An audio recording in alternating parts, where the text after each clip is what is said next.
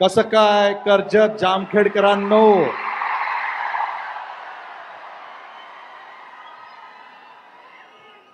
पहिल्यांदा मी रोहित दादांच्या भरपूर आभारी आहे.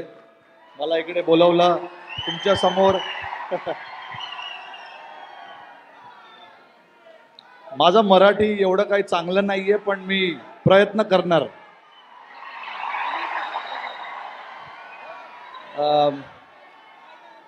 मागचे जे 3-4 महिन्यामध्ये जे काय झालं भारतासाठी, जे आम्ही वर्ल्ड कप जिंकलो,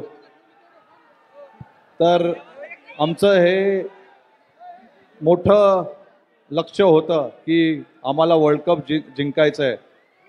वर्ल्ड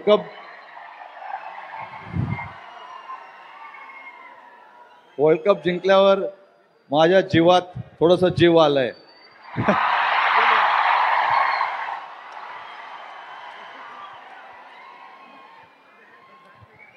पण मी इकडे तुम्हाला सगळ्यांना माहिती आहे मी कशासाठी आलो इकडे.